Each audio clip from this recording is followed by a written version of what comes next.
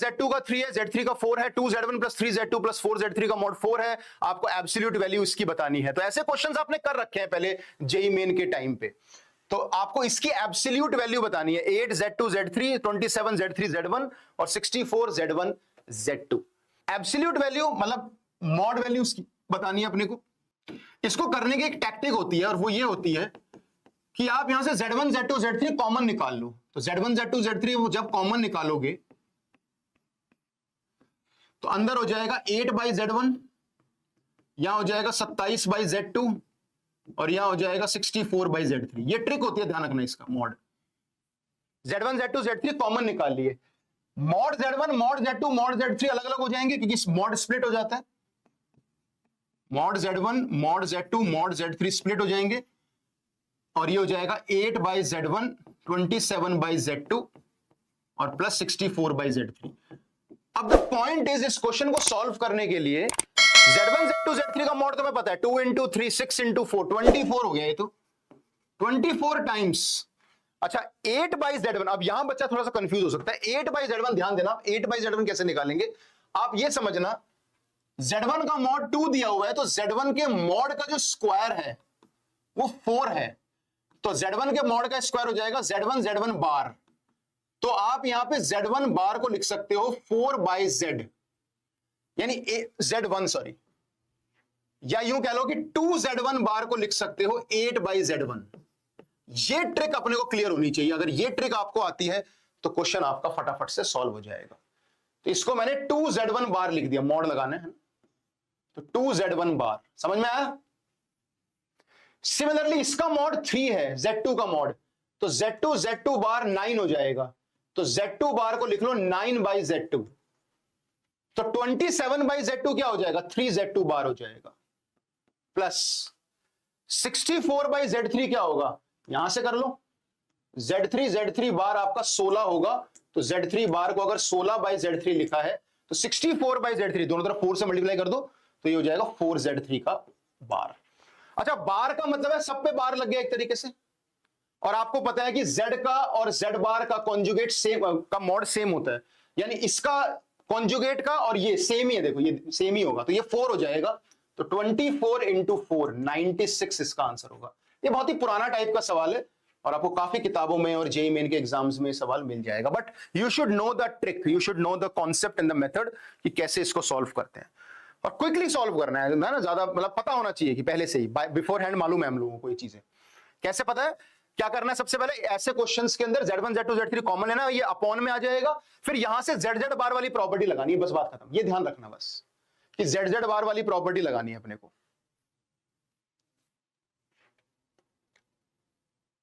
ठीक है। Z1 Z2 Z3 common ले लिया, उसका जो अपॉन में आ जाएगा उसको टैकल करने के लिए ZZ बार वाली प्रॉपर्टी लगानी है कि Z1 बार 4 है, Z2 बार 9 है, तो वहां से अपने ये वैल्यू अपने को दे रखी होगी क्वेश्चन के अंदर, यहां से हम सॉल्व हो जाएगा। तो यस पहला ऑप्शन जो है डी, फर्स्ट क्वेश्चन का answer D is the right option. Complex number खत्म हो गया। दूसरा आ जाता है आपका AMGM सीक्वेंस सीरीज।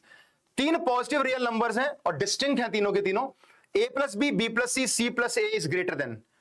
तो यहां पे आपको AMGM और उसकी प्रॉपर्टी लगानी है, a plus B B plus C C plus A किससे बड़ा होगा, जल्दी बताओ फटाफट से, क्विकली, है ना, क्योंकि बिट सेट के जो सवाल होंगे वो बहुत लेंदी सवाल नहीं होंगे, बहुत ज्यादा ट्रिकी नहीं होंगे, स्ट्रेट फॉरवर्ड होंगे, थोड़ी बहुत कैलकुलेशन होगी, बट 2 मिनट के अंदर हम कर सकते हैं इसमें मैक्सिमम सवाल, है ना। 40 क्वेश्चन अगर आ रहे हैं तो ट्राई करोगे 30 सवाल आपके बन जाएं। 1 घंटा मैथ्स में दो, 2 मिनट पर क्वेश्चन, तो 30 क्वेश्चन मतलब 60 मिनट्स, तो करीबन 1 घंटा दोगे तो मैथ्स में 30 क्वेश्चन कर लोगे तो बहुत अच्छा स्कोर आ जाएगा। बनी आंसर डी है। चलो तो फर्स्ट का था, इसका बताओ, इसका भी डी है बिल्कुल। a प्लस बी AMGM अगर लगाऊंगा तो greater than equal to root AB, b plus C is greater than equal to root BC, AMGM लगा रहा हूं तीनों में, c plus a by 2 greater than root AC। अगर मैं तीनों को मल्टीप्लाई कर दूं तो a plus B B plus C C plus A is greater than, ये भी 2 से मल्टीप्लाई, ये भी 2 से, ये भी 2, तो 8 times root of a square B square C square यानी 8BC। ये आंसर हो जाएगा, बहुत ही सिंपल। इसका आंसर भी डी हो गया। तो यहां पे आपको स्ट्रेट फॉरवर्ड AMGM का जो कॉन्सेप्ट है वो यहां पे लगाना था, ठीक है। चलिए let's move to question number 3। Again sequence series with some use of logarithm.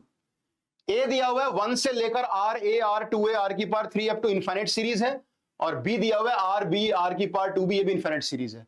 आपको small A by small B का रेशियो बताना है। Small A by small B का रेशियो लॉग कैपिटल ए और कैपिटल बी के टर्म्स में बताना है। जल्दी से बताओ फटाफट। तो ए कितना हो जाएगा बेटा? ए हो जाएगा a अपॉन 1 माइनस आर की पावर a, और यहां से आपका b हो जाएगा 1 अपॉन 1 माइनस आर की पावर b। अब यहां से स्मॉल ए स्मॉल b निकाल के उनका रेशियो लेना है।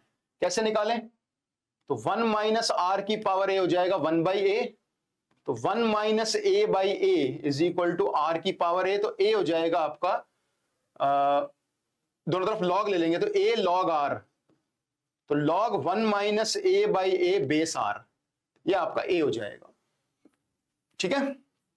सिमिलरली अगर b की बात करें तो आई थिंक b भी ऐसे ही आ जाएगा, बस 1 minus B by B log r। आपको log a by log b मतलब सॉरी a बाई b निकालना है, तो a बाई b आपका हो जाएगा log 1 minus A by A base r upon log 1 minus B by B base r। और आपको यह भी पता है कि log a by log b क्या होता है? Log a by log b होता है लॉग a बेस b।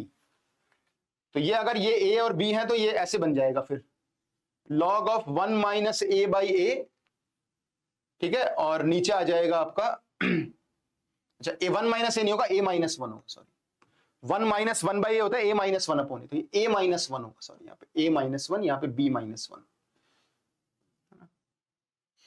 तो यहाँ पे a माइनस 1 बाई ए होगा, यहाँ भी a माइनस 1, यहाँ भी b माइनस 1, और ये भी a माइनस 1 b माइनस 1। तो हो जाएगा log a minus 1 by A, base में हो जाएगा b माइनस 1 बाई बी। तो ये आंसर हो गया फाइनल आंसर इसका। कोई ऑप्शन मैच कर रहा है?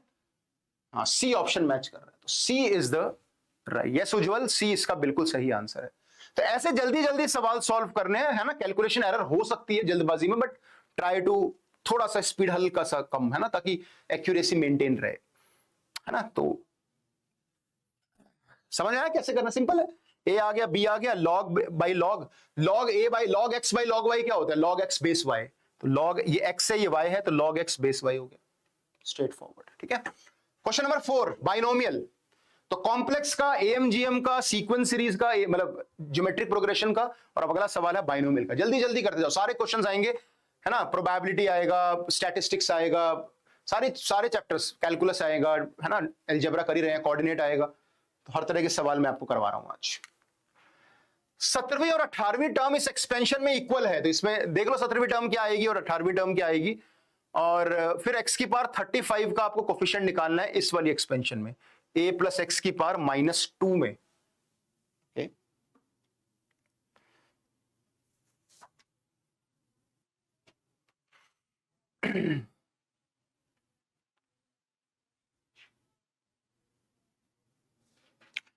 आर्यभ कुछ कह रहे हैं sir, I wanted to ask you something, sir. Is black book enough for advance overall, or should I also solve SL Loni, A Maron like as a dropper? SL Loni और AI Maron, ये सब IA Maron, ये सब करने की जरूरत नहीं है अपने को, है ना। SL Loni is a very very subjective, and बहुत सारी चीजें उसमें ऐसी हैं जो हमारे एडवांस में जरूरत भी नहीं पड़ती है।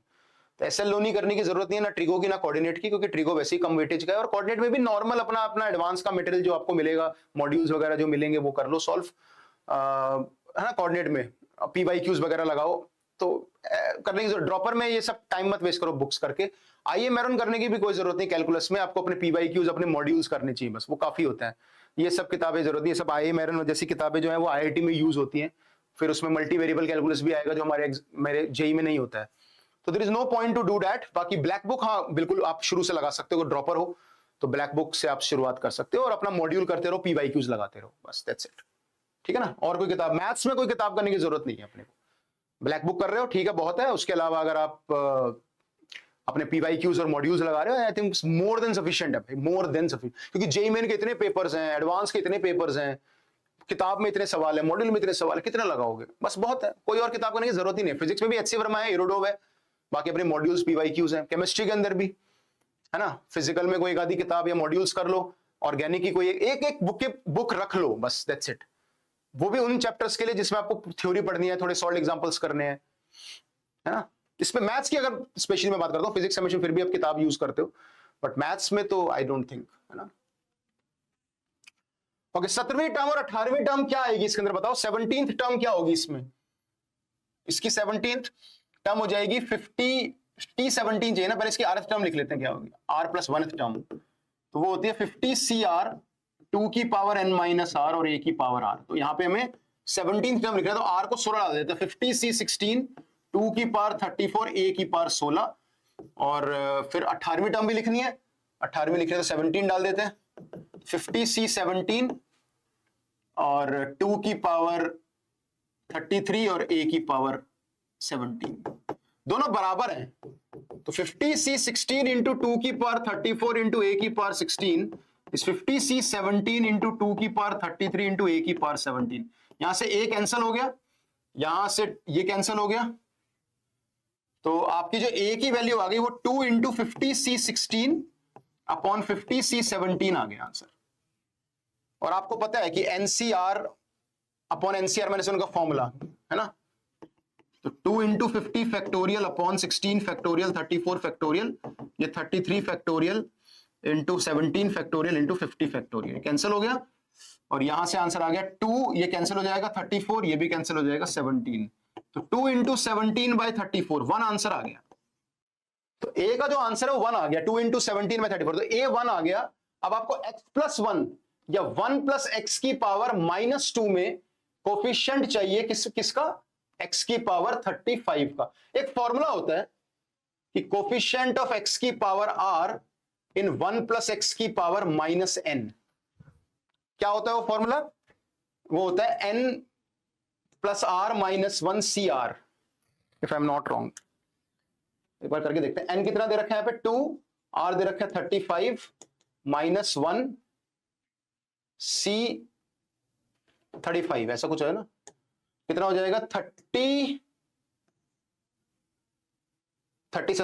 C 35, 36 आंसर आ रहा है 36। ये फॉर्मूला एक बार चेक करना यार, है ना, 1 प्लस एक्स की पावर -n में x की पावर r का कोफिशिएंट, ठीक है, 36 आंसर आएगा, सही है, मुझे लग रहा है ये फॉर्मूला होता है n प्लस r -1 CR। कोई डाउट किसी को इसमें, तो a की वैल्यू पहले 1 आ गई कोफिशिएंट करके, और ये फॉर्मूला मैंने याद कर लो, ये फॉर्मूला होता है, इस फॉर्मूले को याद कर लो क्योंकि नेगेटिव कोफिशिएंट वाला फॉर्मूला है ये।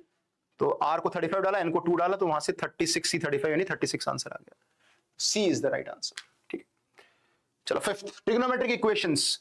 Number of solution of the equation sin 9 theta equal to sin theta in the interval 0 to 2 pi, 0 से 2 पाई में आपको इसके नंबर ऑफ सॉल्यूशन बताने, यानी sin c minus sin d, sin c minus sin d लगाना है यहाँ पे, sin 9 थीटा, बल्कि वो भी लगा सकते हो आप,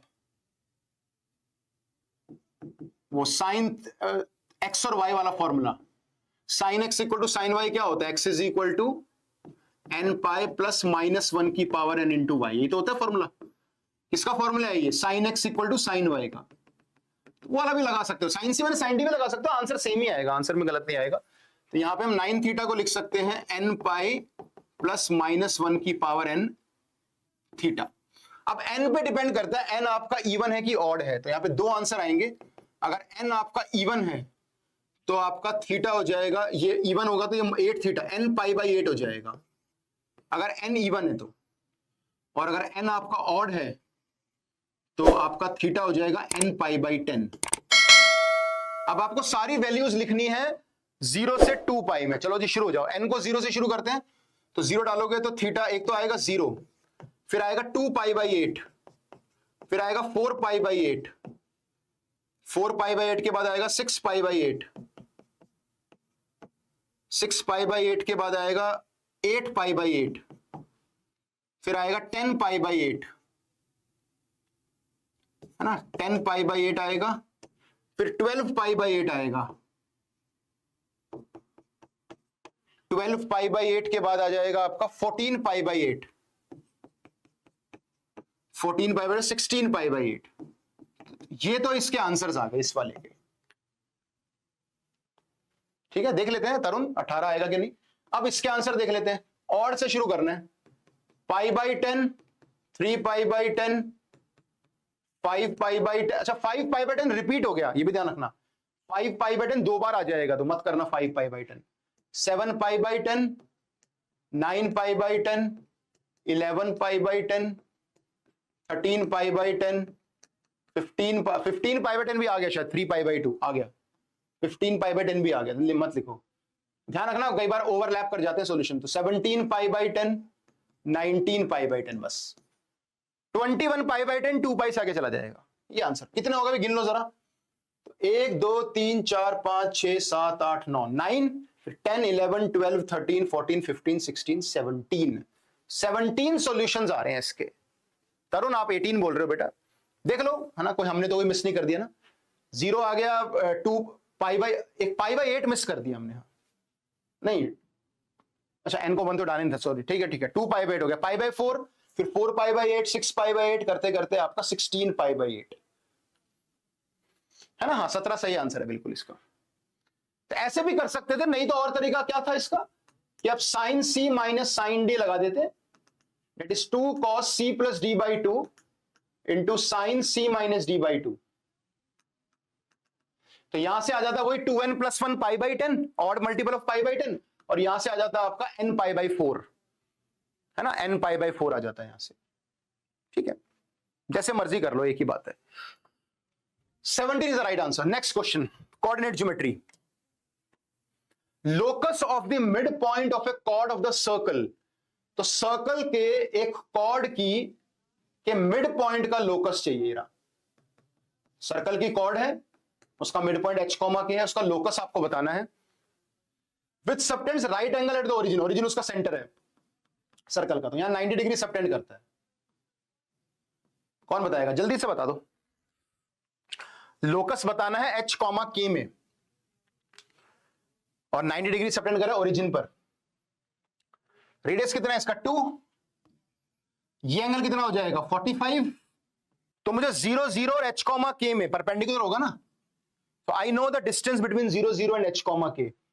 अगर ये 2 होगा तो ये आपका 2 cos 45 होगा, यानी कि √2 होगा ये डिस्टेंस। तो ये वाला जो डिस्टेंस है बेटा, ये √2 आ रहा है। तो 0 0 h कॉमा k का डिस्टेंस √2 आ रहा है, तो h square plus k square equals to 2।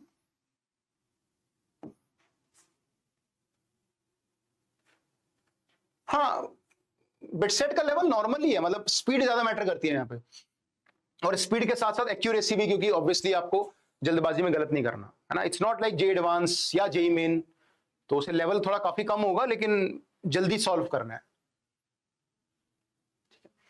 Black book कैसे सॉल्व करनी है, मतलब ये कैसे बताऊं। अगर तुम्हारे कॉन्सेप्ट्स फंडे किसी चैप्टर के क्लियर हैं, फंडे क्लियर हैं, आपने जे मेन लेवल लगा रखा है, आपको पता है कॉन्सेप्ट्स, आपने प्रैक्टिस इनफ कर रखी है उस चैप्टर में, यू हैव द कॉन्फिडेंस, तो फिर वो एडवांस लेवल के क्वेश्चंस की प्रैक्टिस की बुक है। बस एडवांस के क्वेश्चंस लगाओ, जो नहीं होते वो आप टीचर से डाउट पूछो। हाँ, जिस चैप्टर में लेकिन कॉन्फिडेंस नहीं है, जिसमें थ्योरी या सॉल्व एग्जांपल की जरूरत है, फिर उसमें वो किताब मत लगाना, उसमें वो चीज मत करना शुरुआत में, ठीक है ना। पहले चैप्टर को थोड़ा स्ट्रॉन्ग बना लो, थोड़े पीवाईक्यूज लगा लो, अपने मॉड्यूल वगैरह लगा लो, मतलब थ्योरी कॉन्सेप्ट्स थोड़े प्रैक्टिस होनी चाहिए, then go for that book. उस बुक पे जाओगे, फिर उसके बाद आप एडवांस लेवल पे और जा सकते हो, ठीक है। Martial arts. Next, variance of 20 observations 5 है। अगर हर ऑब्जर्वेशन में 2 से अगर मल्टीप्लाई कर दूं तो नया वेरिएंस क्या होगा। ये तो बड़ा ही कॉमन सा रिजल्ट है, आपने पढ़ रखा है कि अगर ऑब्जर्वेशंस है x1 x2 x3 up to xn, मान लो इसकी जो वेरिएंस है वो है v फॉर एग्जांपल, तो अगर मैं ऑब्जर्वेशंस में कोई नंबर ऐड या सब्ट्रैक्ट कर देता हूं, तो इसकी जो वेरिएंस होगी इसके वाले की, वो भी v ही होगी। तो नंबर ऐड सब्ट्रैक्ट करने से ऑब्जर्वेशंस में वेरिएंस पे और स्टैंडर्ड डेविएशन में कोई फर्क नहीं पड़ता। अगर इसकी स्टैंडर्ड डेविएशन है √v, तो इसकी भी स्टैंडर्ड डेविएशन है √v। हाँ, लेकिन अगर मैंने a से मल्टीप्लाई कर दी वेरिएंस, ax1 ax2, मतलब वेरिएंस हमने ax का निकालना है, तो a square variance of x हो जाएगा, यानी a स्क्वायर v हो जाएगा, ठीक है। और अगर मैं स्टैंडर्ड डेविएशन की बात करूं तो वो mod of a into variance हो जाएगा, जो भी रूट ऑफ वेरिएंस आ जाएगा। तो a स्क्वायर से मल्टीप्लाई करना पड़ेगा, तो 2 से मल्टीप्लाई करोगे तो 2 स्क्वायर इंटू 5 हो जाएगा। सिंपल प्रॉपर्टी है, याद रखना। अगर आप ऑब्जर्वेशंस को a से मल्टीप्लाई करोगे तो variance a square times x1 x2 की वेरिएंस हो जाएगी, और स्टैंडर्ड डेविएशन में रूट ले लेना ए स्क्वायर वी का, तो root A mod A into root V हो जाएगा, है ना। लेकिन ऐड सब्ट्रैक्ट करने से कोई फर्क नहीं पड़ता। डन, आई थिंक इसमें कोई प्रॉब्लम नहीं है ना वेरिएंस वाले क्वेश्चन में। मैट्रिसेस, है ना, तो ऐसे छोटे छोटे सवाल बिट सेट में आएंगे, फटाफट धड़ल्ले से सॉल्व करना है, कोई गलती नहीं करनी है। ए दिया है, पी दिया है, एक्स दिया है, आपको एक्स ए डैश एक्स की पावर 50 ए बताना है। जेई मेन का काफी पुराना सवाल है, काफी बार ये सवाल आता है, ए डैश एक्स की पावर 50 इंटू ए। एक्स की पावर 50 मतलब ए पी ए डैश को 50 बार मल्टीप्लाई करना है, इसको 50 बार ही करना है, तो ये हो जाएगा ए पी ए डैश पहली बार मल्टीप्लाई किया, फिर ए पी ए डैश दूसरी बार किया, करते करते 50 बार कर दिया, A P A dash into A. अब यहां पे एक ट्रिक ये होती है कि यहां पे जो ए डैश होता है वो आई होता है, आइडेंटिकल सॉरी ऑर्थोगोनल मैट्रिक्स होता है। ए को अगर आप ए डैश से मल्टीप्लाई करो या ए डैश को ए से मल्टीप्लाई करो, आप देखना कि आई होगा। जितने भी मैट्रिक्स इस तरीके के होते हैं ना, cos theta sine theta minus sine theta minus cos theta, इस टाइप के, ये सारे जनरली ऑर्थोगोनल मैट्रिक्स होते हैं। जैसे कॉस 180 साइन 180 साइन 180 कॉस 180, इस तरह से माइनस कॉस 180, तो ऑर्थोगोनल होते हैं, इसमें कोई प्रॉब्लम नहीं है। तो ए डैश सारे आई बनते हुए चले जाएंगे, जितने भी होंगे कंसेक्यूटिव सारे आई बन जाएंगे। बचेगा क्या, सिर्फ पी पी पी बचेगा 50 बार।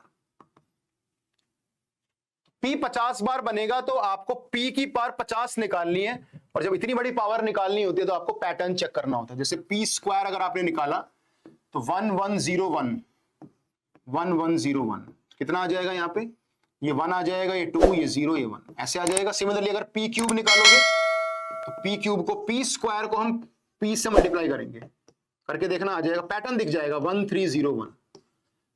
तो पी में आ रहा है 1101, पी स्क्वायर में 2 आ रहा है, पी क्यूब में 3 आ रहा है, तो ऐसी 50 में आपका 50 आ जाएगा। Option D is the right option, बिल्कुल। तो डी इसका सही आंसर है। तो ये हमेशा ध्यान रखना, ऐसे छोटे छोटे सवाल आपके जेई मेन में आते रहते हैं, और ये मुझे लग रहा है बच्चों को याद भी होगा, जेई मेन में बहुत बार आता है सवाल ये वाला। जब 50 बार मल्टीप्लाई करते हो सारे ए डैश ये सारे के सारे आई बन जाते हैं, पी की पावर 50 रह जाता है। उसके लिए आप इसको 1-2 पावर करके देखो, you will see the pattern मिलेगा, तो वो डी आंसर इसका सही हो जाएगा। Finally one question of calculus. Function sine है, जी एक्स कॉस है, एच एक्स एच स्क्वायर है, आपको F of G of H X minus F of G of H one upon X minus one, यानी ये 0/0 form है। अगर ध्यान से देखो तो 0/0 एल ऑर्बिटल लगा लो, ये तो इसका तो डेरिवेटिव 0 हो जाएगा, नीचे वाले का 1 हो जाएगा, इसका डेरिवेटिव बचेगा बस।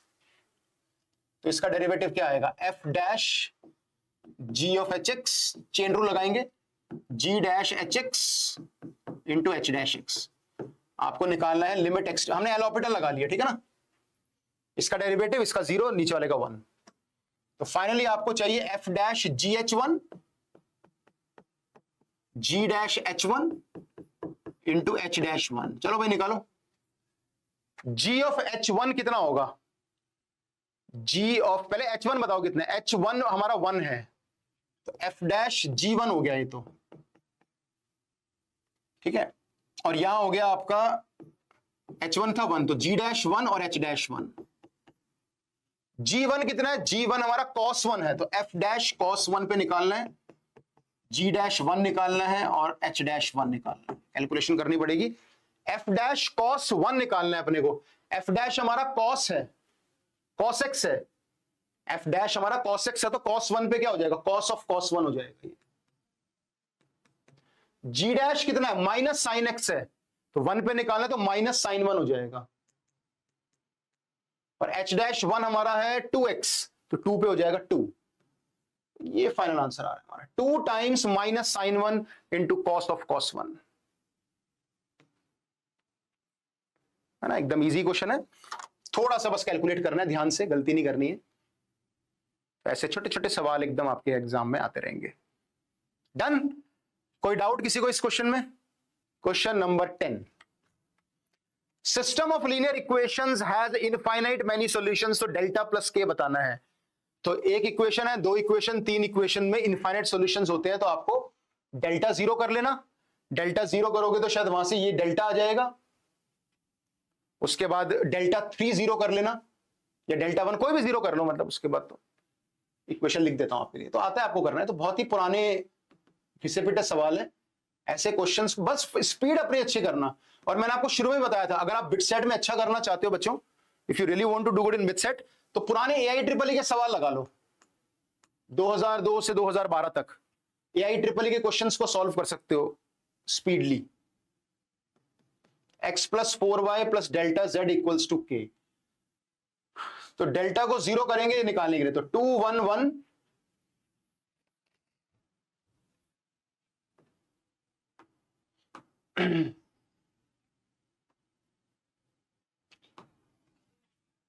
ये वाला पहले लिख लेते हैं। 1 4 डेल्टा 1 माइनस 3 2 2 1 माइनस 1, इसको 0 कर देते हैं। कर दें तो 1 के साथ इसका आंसर आएगा 3 माइनस 2 1, 4 के साथ आएगा बच्चों माइनस 1 माइनस 4 माइनस 5, और डेल्टा के साथ आपका आंसर आ जाएगा 1 प्लस 2 7, 1 प्लस 6, तो 1 plus 4 9, 7 delta sorry 1 plus 20 21 equals to minus 21, तो डेल्टा की वैल्यू आ गई -3, तो डेल्टा तो -3 आ गया। डेल्टा -3 आ गया। अब कर देते हैं हम लोग डेल्टा 3 को 0 कर देते हैं, ठीक है ना। वाई डेल्टा 3, क्योंकि डेल्टा 3 में यहां डाल देते हैं वैल्यूज, और तो क्या ही है। तो ये हो जाएगा 7 1 k, ठीक है। ये हो जाएगा आपका 1 माइनस 3 4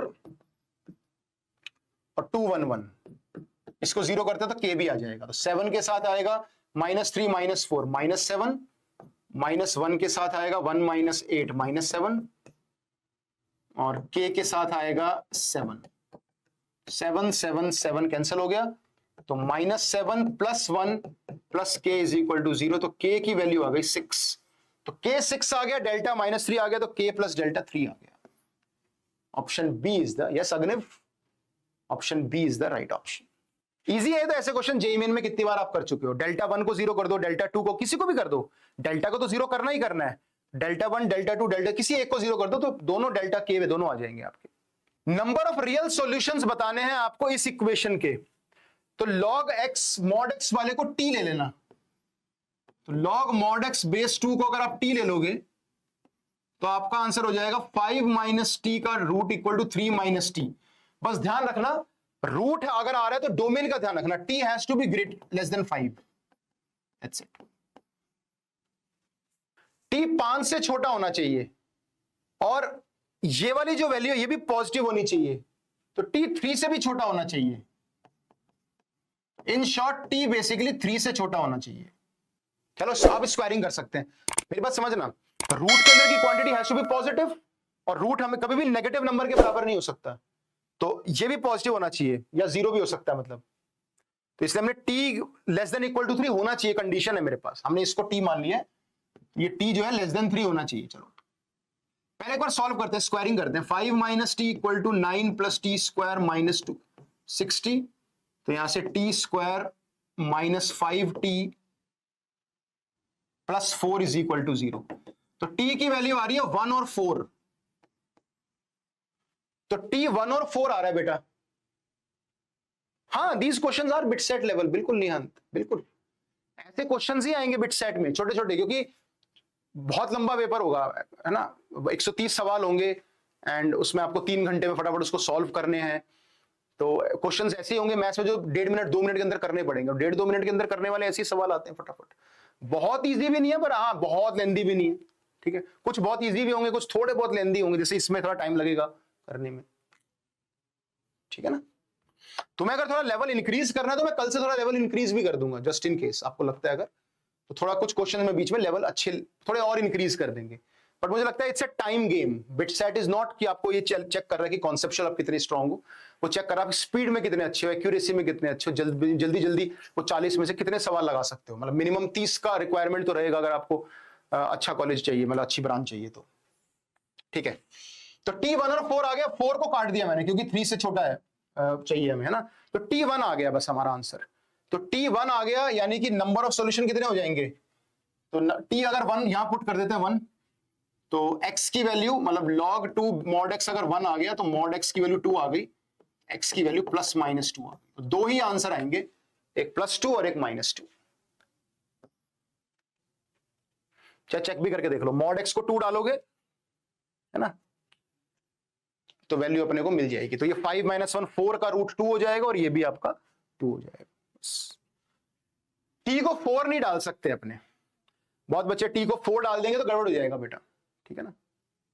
एडवांस में 160 बन रहे हैं सर, कितनी रैंक एक्सपेक्ट कर सकता हूं यार, ये मैंने कल बताया था है ना। 160 पे मुझे लग रहा है 5000 के अंदर अंदर आ जानी चाहिए, बिलो 5000 आ जाएगी आराम से।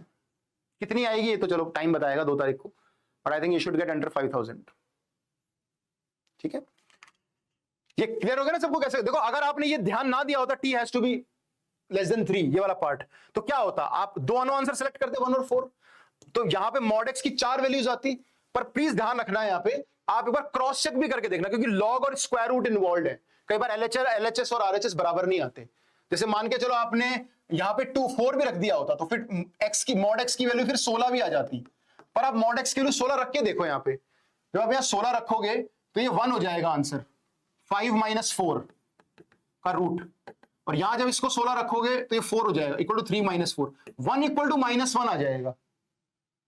तो ट्राई टू अंडरस्टैंड दिस। तो वो एक रूट नेग्लेक्ट होगा, ठीक है। नेक्स्ट फंक्शन दिया cos x upon 2x by pi का GF plus half, x is not an integral multiple of pi, ठीक है, दिया हुआ है। तो ये बड़ा ही ना अच्छा क्वेश्चन है, और ये उन बच्चों को आता है जिन बच्चों ने जीआईएफ की प्रॉपर्टीज पढ़ रखी है कि जीआईएफ ऑफ x और जीआईएफ ऑफ -x के 2 आंसर होते हैं। अगर x इंटीजर है तो दोनों कट जाएंगे आपस में, 0 आएगा, पर अगर x इंटीजर नहीं है जैसे 5.7 तो 5.7 का ये 5 हो जाएगा, -x हो जाएगा तो -1 आएगा। सबने पढ़ा होगा ये। सिमिलरली अगर मैं 2x बाई पाई की भी बात करता हूं, 2x बाई पाई और -2x बाई पाई, तो इसका आंसर भी 0 हो जाएगा अगर 2x बाई पाई एक इंटीजर है, यानी x जो है वो π/2 का इंटीग्रल मल्टीपल है। π/2 का इंटीग्रल मल्टीपल में पाई भी आ जाएगा, है ना। यहां पे x जो हो जाएगा वो π/2 इंटू इंटीजर आ जाएगा, तो उसमें पाई का मल्टीपल पाई भी आ जाएगा। इसमें देखो पाई 3π/2 2π बहुत सारे आ जाएंगे।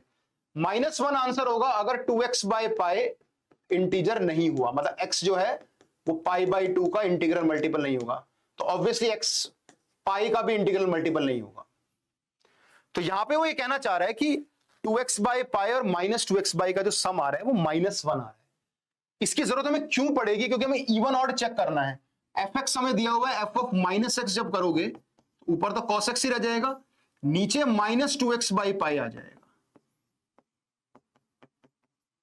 हमें चेक करना है क्या ये दोनों बराबर हैं, क्या ये दोनों एक दूसरे के नेगेटिव हैं, ये चेक करना है। तो इन दोनों में क्या रिलेशन है वो हमें ये सम बता रहा है। तो अगर x पाई का मल्टीपल होता तो दोनों का सम 0 होता, पर क्योंकि अब इन दोनों का सम -1 होगा, क्योंकि x जो है पाई का इंटीग्रल या π/2 का एक ही बात है, इंटीग्रल मल्टीपल नहीं है। π/2 के इंटीग्रल मल्टीपल में पाई के मल्टीपल्स भी आ जाएंगे ना, तो -1 आंसर होगा इनका। तो इन दोनों का सम -1 है, यानी मैं -2x बाई पाई को क्या लिख सकता हूं? मैं लिख सकता हूं -1 -2x बाई पाई, क्योंकि इन दोनों का सम तो -1 आ रहा है ना। तो मैं इस वाले पोर्शन को इसको इधर लेके चले जाओ तो -1 -2x बाई पाई लिख सकता हूं प्लस हाफ। यहां अगर मैं सॉल्व करूं तो ये हो जाएगा cos x, नीचे हो जाएगा माइनस कॉमन लेके 2x by pi plus half. तो दोनों एक दूसरे के नेगेटिव है, देख लो नेगेटिव है तो ये ऑड फंक्शन होगा। आया मजा के नहीं, है ना। तो ये भी जेई मेन के लिए पढ़ाया जाता है ना। तो अभी आते हैं इस लेवल के क्वेश्चन, अब थोड़े लेवल इंक्रीज भी हुआ है बिट सेट के क्वेश्चंस का भी, हम जो कर रहे थे पहले कुछ बीच में आसान भी आए हैं। तो जब x को -x से रिप्लेस करोगे तो ये जीआईएफ में जो फंडा होता है ना, ये यहां से ध्यान रखना, कोई भी नंबर हो मतलब अंदर कुछ भी हो, दिस प्लस इसका a माइनस ए, अगर ये अंदर इंटीजर है दोनों, मतलब इंटीजर है तो 0 होगा आंसर, इंटीजर नहीं है तो जैसे 2x बाई पाई है, अगर वो इंटीजर है तो 0 होगा, अगर इंटीजर नहीं है तो -1 होगा। तो यहाँ -1 आना था दोनों का सम, तो इसको रिप्लेस कर दिया गया -1 में, ताकि मैं इन दोनों में रिलेशन निकाल पाऊं। ऐसा हवा में मत बोल देना, कुछ बच्चे बोल देंगे नाइदर इवन नॉर ऑड, क्योंकि दिख रहा है सामने ना तो नेगेटिव लग रहे ना एक दूसरे के बराबर लग रहे हैं, तो ये बेवकूफी मत करना। पीडीएफ आपको हमारे टेलीग्राम चैनल पे मिलेगी। साई Telegram channel Infinity Learn JEE करके हमारे टेलीग्राम चैनल है, जहां पे you will get your PDF of this after the class, है ना, जिसमें एनोटेटेड पीपीटीज होंगी, ये वाली लिखी हुई। आ रहे तुम्हारे डाउट पे आते हैं, अगला क्वेश्चन दे देता हूं मैं। ठीक है, समझ में आया? बार बार कोई डाउट हो प्लीज पूछ लेना कि सर नहीं समझ में आया, दोबारा बता दो, आई विल टेल यू। चलो तब तक ये बस सवाल करो। Question number 13, sir mainly in Disha book I checked briefly 2013-23 में मेंस पीवाई क्यों है? क्योंकि जेई मेन स्टार्ट ही 2013 से हुआ था। तो 2013 से स्टार्ट हुआ था, 2013 से ही होंगे ना।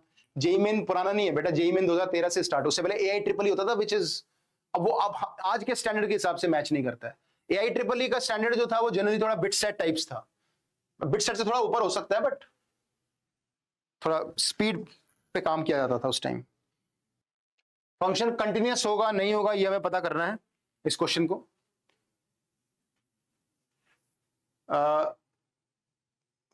ठीक है ना, अरे क्लियर हो गया ना। तो 2013 से 2023 ही जेई मेन होता है। In book only important and PYQs at least some chance of repeating, but sir I am also not getting sufficient to solve all JEE main PYQs. So till 2023 can I also solve PYQs given in the book? यार time क्यों नहीं है, मतलब अभी तो बहुत time है, सारे PYQ कर लो सॉल्व, एटलीस्ट 2019 से तो कर ही लो, 2019 से 2025 तक पिछले 7 सालों के PYQs करो, जेई मेन के भी और एडवांस के भी। 1-2 class for complete formal revision. अच्छा ठीक है, इस हफ्ते तो पूरी सीरीज लगी हुई है, मोस्टली नेक्स्ट वीक। ठीक है ओके तो यहां पे x अगर 1 से बड़ा हुआ, ब्रेक तो करना ही पड़ेगा। अगर x 1 से बड़ा हुआ तो ये हो जाएगा x² माइनस 1 अपॉन क्या हो जाएगा नीचे वाला, x² minus 2x plus 2 minus, ये हो जाएगा x माइनस 1 का होल स्क्वायर। अगर x 1 के बराबर हुआ तो हाफ हो जाएगा, अगर x 1 से छोटा हुआ तो नीचे, मैं डिनोमिनेटर चेक कर रहा हूं ना, x² plus 2x minus 2 minus 1, तो ये हो जाएगा फिर x² minus 1 upon x² plus 2x minus 3। 1 पे फंक्शन कंटिन्यूअस है कि नहीं चेक करना है, तो limit extending to 1 plus check करते हैं। ये हो जाएगा x² minus 1 upon x minus 1 का स्क्वायर, ये x plus 1 into x minus 1 upon x minus 1 का स्क्वायर, कैंसिल हो गया। 1 प्लस अगर डालोगे तो इसका आंसर 2/0 प्लस आ रहा है, मतलब इन्फिनिटी को 10। तो फंक्शन कंटिन्यूअस तो नहीं है 1 पे, गलत हो गया। 1 पे बल्कि डिसकंटिन्यूअस होगा। Function is not continuous at x equal to 1, सही है आंसर ये वाला। Function is continuous for x greater than 1, ये भी गलत है। x ग्रेटर देन 1, अच्छा देख ले, एक बार देख लेते हैं फिर भी, है ना। वैसे x ग्रेटर देन 1 पे नहीं है कंटिन्यूअस।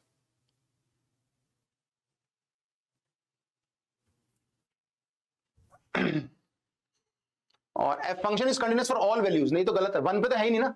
1 पे राइट हैंड लिमिट इन्फिनिटी आ रही है, 1 पे वैल्यू हाफ आ रही है, और 1 पे लेफ्ट हैंड लिमिट कितनी आ रही है, एक बार ये भी चेक कर लेता हूं, 1 पे लेफ्ट हैंड लिमिट कितनी आ रही है। यहां भी एल लगा लो आप, 0/0 फॉर्म आ रही है ना, तो हो जाएगा 2x अपॉन 2x प्लस 2, 1 डाले 1/2 आ रही है। हाँ तो लेफ्ट हैंड लिमिट और ये दोनों वैल्यू सेम आ रही है, ये इन्फिनिटी को टेंड कर रहा है, तो फंक्शन बिल्कुल कंटिन्यूअस नहीं है 1 पे, ये तो गलत हो गया। फंक्शन ये सही हो गया, not continuous. Function is for all values, ये वैसे ही गलत हो गया। और ये कह रहा है कि 1 के बाद कंटिन्यूअस होगा, तो 1 के बाद नहीं है, 1 पे तो वो इन्फिनिटी को टेंड कर रहा है, ठीक है ना। तो D option is the right option. Sir मेरी एक्यूरेसी अच्छी है पर स्पीड कम है, क्या करूं?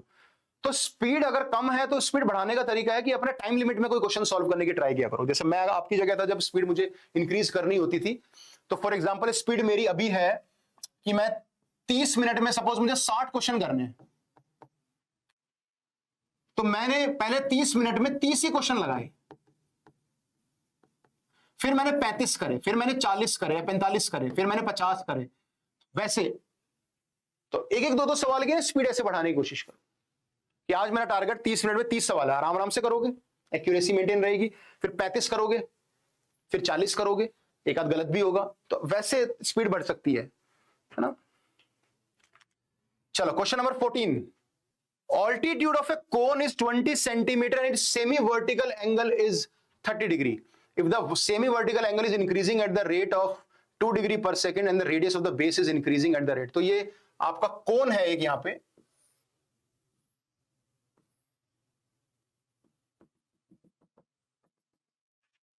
ऑल्टीट्यूड कोण का 20 सेंटीमीटर है, आप करो मेरे से पहले खत्म। सेमी वर्टिकल एंगल 30 डिग्री है, सेमी वर्टिकल एंगल इंक्रीज कर रहा है 2 डिग्री पर सेकेंड। अच्छा सेमी, अगर इसको मैं थीटा ले लेता हूं फॉर एग्जांपल, तो D theta by D T आपका 2 दिया हो, इंक्रीज कर रहा है ना, तो रेट ऑफ चेंज पॉजिटिव होगा। The radius of the base, these are PYQs, नहीं नॉट सच एज पीवाई, क्योंकि पीवाईक्यूज इतना ओपन नहीं आते हैं सारे, है ना, BITS generally don't release their PYQs. तो कुछ मेमोरी बेस्ड क्वेश्चंस हैं, पीवाईक्यूज हैं बिल्कुल, एंड कुछ इंस्पायर्ड फ्रॉम पीवाईक्यूज लाइक, है ना। और ये बात ध्यान रखना कि कल से, बल्कि आज से मैथ्स की क्लास का टाइमिंग 11 AM हो गया है। तो कुछ बच्चों को पता होगा कि मैं हमेशा 12 साढ़े 12 बजे ही आता हूं, तो अब थोड़ा सा चेंज है, 1 आवर पीछे चले गए हम। 11 बजे आपकी मैथ्स की क्लास हुआ करेगी, 12:30 you will have your chemistry, and 2 बजे के आसपास आपकी फिजिक्स। ठीक है, तो मैथ्स की क्लास अब 11 AM पे हुआ करेगी सारी, जितनी भी आगे होने वाली है, चाहे ड्रॉप कर रहे हो आप, आगे बहुत अच्छे क्वेश्चंस कराने वाला हूं। और नेक्स्ट वीक, इस वीक तो पूरा बिट सेट कर रहे हैं, अगले हफ्ते हम लोग 2026 के लिए तैयारी शुरू कर देंगे। बाकी आपकी काउंसलिंग, आपके बिट्स के सेशंस, है ना, वो सब चलता रहेगा बीच बीच में। 40 क्वेश्चन लाना कल से, एग्जाम में 40 होंगे तो प्रैक्टिस हो जाएगी। हाँ ये कर सकते हैं, ये मैं कर सकता हूं। आज मैं 20 लाया हूं, कल से 40 करेंगे, लेकिन फिर जल्दी जल्दी करेंगे, ठीक है ना। मैं आपको 2 मिनट का टाइमर लगाऊंगा उसमें, 1.5-2 मिनट का, और वो करेंगे हम लोग, ठीक है सर। श्योर है, मेरे अभी 250 की रेंज में स्टक है सर, पेपर ऑन 30th है सर। कैसे थ्योरी में प्रॉब्लम है, स्पीड नॉट स्पीड, तो थोड़ी थ्योरी जिसमें प्रॉब्लम है उसको थोड़ा रिवाइज करने का ट्राई करो, ठीक है। एंड पीडीएफ टेलीग्राम चैनल पे आएगी, नहीं आएगी तो मैं आज बोलता हूं स्ट्रिक्टली, ठीक है ना, कि PDF please they they. Doraemon मैं समझ में आ गया मुझे आपका, ठीक है।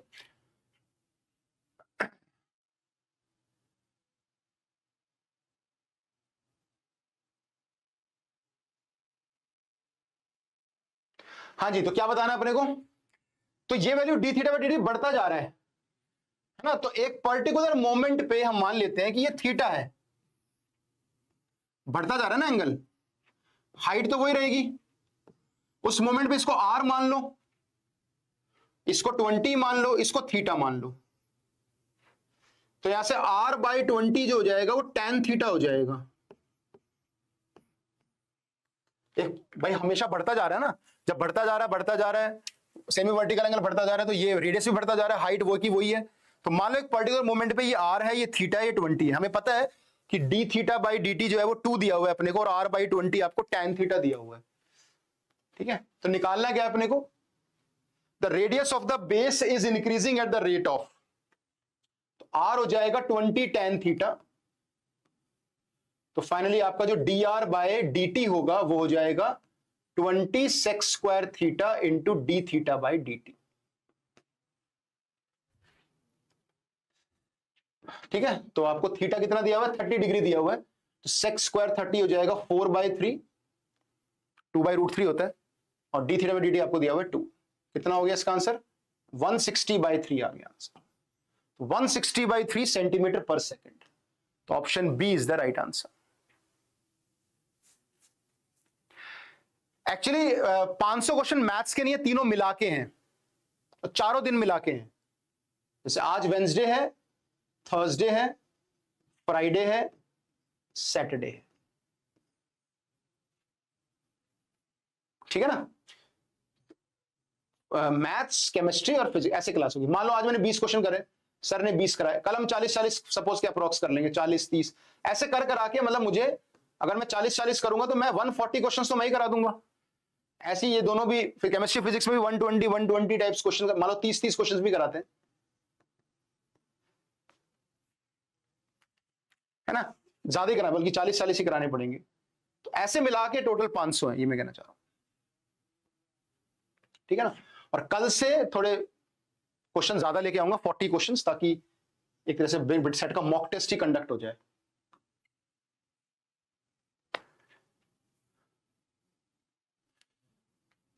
चलो नेक्स्ट, स्पीड सॉल्व कर रहा था सर। इस क्वेश्चन को मैंने साइन को सेक को साइन लिख दिया, वही गड़बड़ हो जाती है ना कई बार। Sir, I would also have to do PYQ solving for J Advanced, so it would be smooth transition to black book. And so can I do selected PYQs from book? नहीं, selected नहीं, सारे PYQs करने हैं, सारे. Book पे इतना ध्यान मत दो, बुक पे तो जरूरी मतलब कर लो बुक, लेकिन PYQs are more important.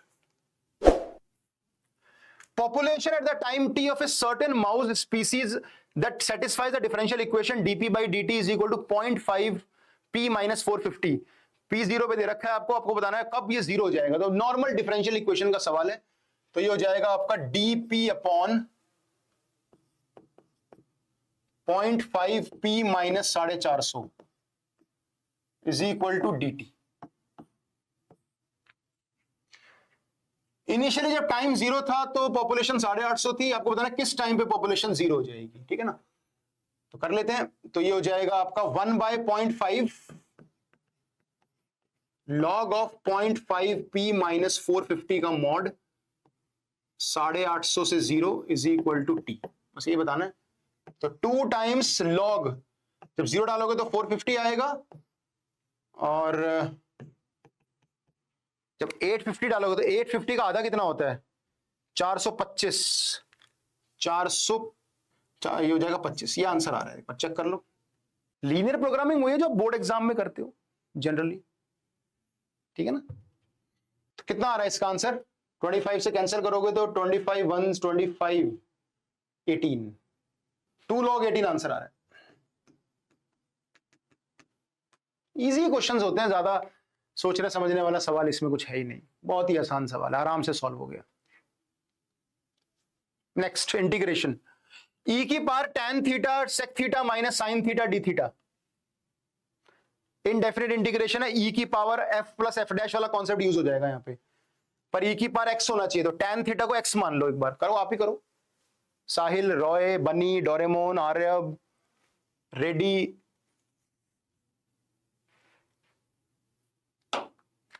ई की पावर tan थीटा. तो कल से ज्यादा सवाल लाऊंगा मैं, ठीक है ना. पता चल गया. सुबह 11 बजे मिलेंगे.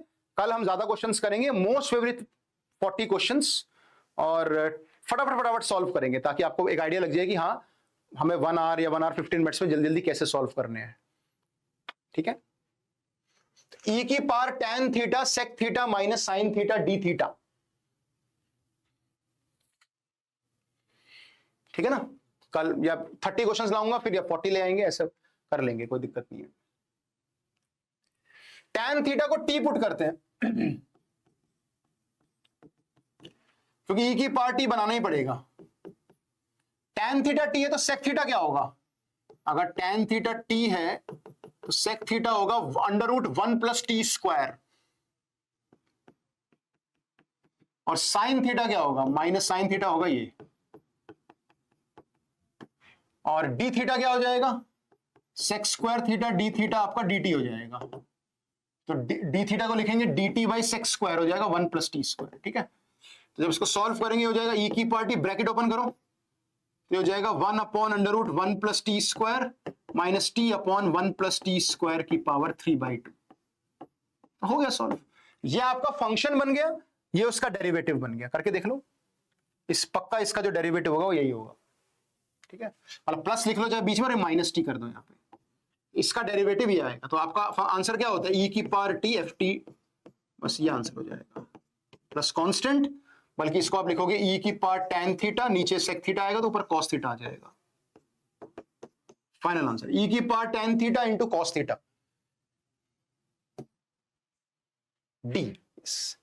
D is absolutely right. तो tan को t ले लेंगे तो ऑटोमेटिकली सब कन्वर्ट हो गया, ft और f डैश t में कन्वर्ट हो गया. You know the drill now, है ना. तो जब भी ऐसा क्वेश्चन आता है तो आप इसको t ले सकते हो, क्योंकि हमारे पास जो रिजल्ट है वो ये है, e की power t ft plus f dash t का इंटीग्रेशन e की पावर t ft होता है. तो वही हमने यहां पे यूज कर लिया. Area of the region bounded by the curves x equals to y square minus 2, मतलब y स्क्वायर हो जाएगा आपका x plus 2. This is right word parabola shifted -2, 0 पे इसका वर्टेक्स होगा, और एक लाइन हो जाएगी y is equal to x. दोनों एक दूसरे को कट करते हैं क्या? X square is equal to X plus 2. हाँ करेंगे ना. एक तो x इक्वल टू 1 पे करेंगे, और किस पे करेंगे? X square minus X minus 2 is equal to 0. 1 पे करेंगे. नहीं, 1 पे भी कहीं कर रहे हैं. एक second, Y square equal to X plus two, Y is equal to X, ऐसे होगा ना, -2 पे इसका वर्टेक्स होगा और y equal to X line होगी। तो आपको ये वाला एरिया निकालना है।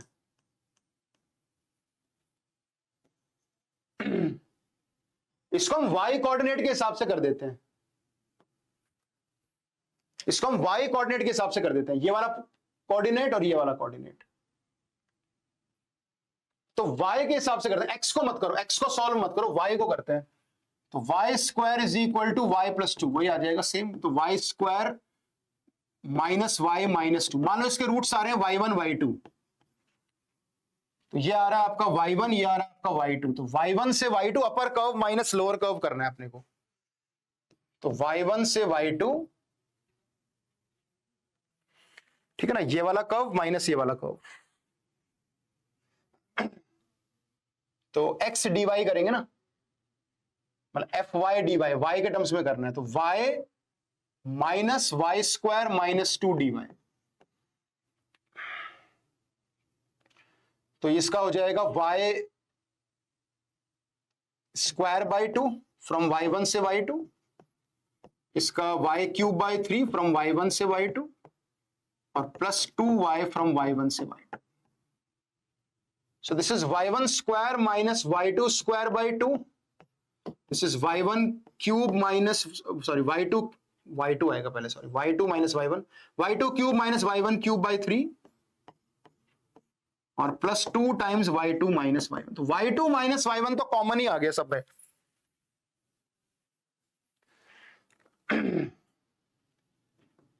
तो y2 minus y1 कॉमन आ गया और अंदर बच गया आपका y1 plus y2 by 2 minus y1 square plus y2 square plus y1 y2 by 3 और plus 2। What is y1 minus y2? Root d by A. तो y1 माइनस y2 का mod हो जाएगा root of d by A. मैं क्यों y1 y2 कर रहा हूं बेकार में मेहनत, मुझे लगा रूट इरेशनल आ रहे हैं। ओहो, y माइनस 2 से y प्लस 1, -1 से 2 ही तो इंटीग्रेट करना था, मैं इतनी मेहनत फालतू में कर रहा हूं। वही मुझे लगा इरेशनल रूट्स आ रहे हैं, पता नहीं मुझे क्यों लगा ऐसा, मुझे लगा इरेशनल रूट्स आ रहे हैं,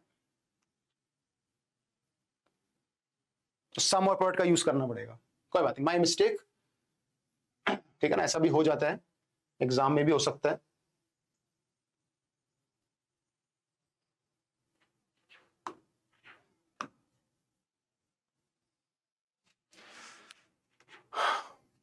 इसके रूट्स आ रहे हैं क्या, -1 और 2 रूट्स आ रहे हैं। तो -1 और 2, -1 से 2 में इंटीग्रेट करना है बस इसको, -1 से 2 में इंटीग्रेट करना था। तो y स्क्वायर बाई 2 फ्रॉम -1 से 2 minus y cube by 3 from -1 से 2 प्लस 2y फ्रॉम -1 से 2। तो 4 - 1 ये हो जाएगा 3/2 माइनस ये हो जाएगा आपका 8 + 1 9, और ये हो जाएगा आपका 6, 15/2 माइनस 3, 9/2 आंसर आ रहा है। फालतू में लेंदी कर दिया, कोई बात नहीं, ठीक है। मतलब मेरे, क्योंकि यहां पे मैं सॉल्व कर रहा था ना, हाँ, तो मुझे मैं 1 बार पुट कर रहा था क्योंकि -1 डालना है ना, -1 और 2 आएगा आंसर। तो मुझे एकदम से लगा कि शायद ये इरेशनल रूट्स आएंगे, ठीक है, डन। तो 9/2 आंसर हो गया। आगे चलते हैं, नेक्स्ट। ए वेक्टर दिया हुआ है, then the value of this का स्क्वायर, इसका स्क्वायर, इसका स्क्वायर। तो आपको ये पता है कि आई क्रॉस आई वेक्टर का फॉर्मूला क्या होता है, आई डॉट आई, याद है ना, वेक्टर ट्रिपल प्रोडक्ट।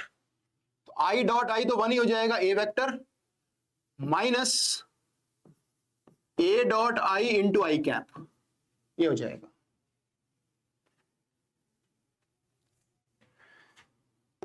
तो A vector minus A dot I कितना होगा, ए डॉट आई आपका 2 हो जाएगा, तो 2i कैप। तो 2i कैप जब माइनस करोगे तो ये हो जाएगा j + 2k। ये पहले वाले का आंसर आ गया, j + 2k। ऐसे दूसरे वाले का करते हैं, इस वाले का इस वाले का भी आ जाएगा A vector minus J dot A into J cap.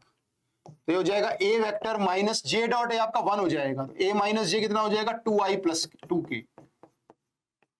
तो ऑटोमेटिक जो तीसरे वाले का आंसर होगा, इस वाले का जो आंसर होगा, मॉड का स्क्वायर करना है तो मॉड का स्क्वायर हो जाएगा 5, इसके मॉड का स्क्वायर हो जाएगा 8, और इस वाले का फिर आंसर आ जाएगा 2i प्लस जे। लास्ट वाले का आ जाएगा 2i प्लस जे, इसके मॉड का स्क्वायर भी 5 होगा। 5 8 5 18 इज द राइट आंसर। 18 जो है वो इसका बिल्कुल सही आंसर होगा। मैंने स्केलर वेक्टर ट्रिपल का फॉर्मूला लगाया, कैसे लगाते हैं आपको याद है ना फॉर्मूला? नहीं याद तो प्लीज लिख लेना। ये पहले दूर वाले के साथ करते हैं, A dot C into B minus A dot B into C. तो आई डॉट आई तो 1 ही हो गया, यहां पे दूर वाले के साथ करोगे into A minus A dot I into I. A dot आई आपका 2 हो जाएगा, ए माइनस 2i ऑटोमेटिक यह आंसर आ जाएगा। जब जे वाला करने वाले हो ये वाला सॉल्व कर दो, ये हट जाएगा, तो 2i प्लस 2 के आंसर आ जाएगा। जब के वाला करोगे तो ये हट जाएगा, 2i प्लस जे आ जाएगा। मॉड का स्क्वायर करना था, 18 सही आंसर इसका आ गया। कोई डाउट किसी को इसमें? डन। 19th क्वेश्चन है ना, कल ज्यादा क्वेश्चन करेंगे और ज्यादा करेंगे, कल 30 लेके आऊंगा, फिर 40 भी करेंगे, बहुत सारे क्वेश्चंस करने वाले हैं। Magnitude of the projection of the line joining this and this on the line joining. तो हमारे पास एक वेक्टर ए वेक्टर है, तो वो वेक्टर है 4 - 3 i cap plus 2 j cap minus 2 k cap, और एक बी वेक्टर है, वो है हमारा 2 i cap minus 2 j cap plus k cap. A vector की बी वेक्टर पे प्रोजेक्शन बतानी है और उसका मैग्नीट्यूड मतलब मॉड बताना है। तो प्रोजेक्शन क्या होता है ए वेक्टर का बी वेक्टर के ऊपर? Projection of A vector on B vector is equal to A dot B upon, जिसके ऊपर लेते हैं तो मॉड बी, ये होता है। और मैग्नीट्यूड ऑफ द प्रोजेक्शन क्या होता है? मैग्नीट्यूड, क्योंकि ए डॉट बी तो आपका ये तो पॉजिटिव भी हो सकता है, नेगेटिव भी हो सकता है, प्रोजेक्शन 0 भी हो सकती है, तो मैग्नीट्यूड में मॉड आ जाएगा, ठीक है ना। A dot B upon mod B का मॉड, ये निकालना है अपने को। निकाल दो A dot B upon mod B, खत्म कहानी।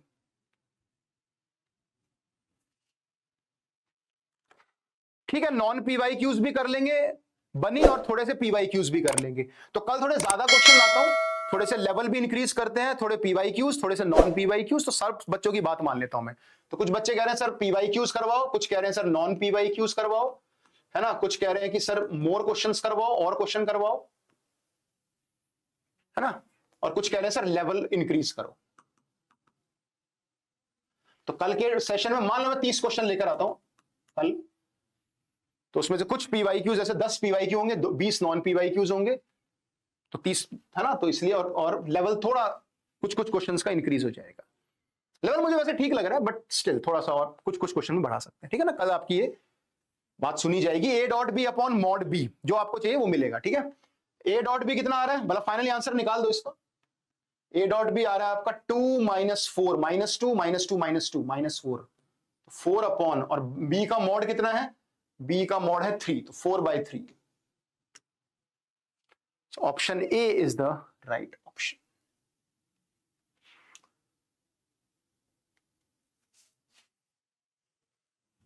Last question of the day. Let the foot of perpendicular from a point to the straight line be n.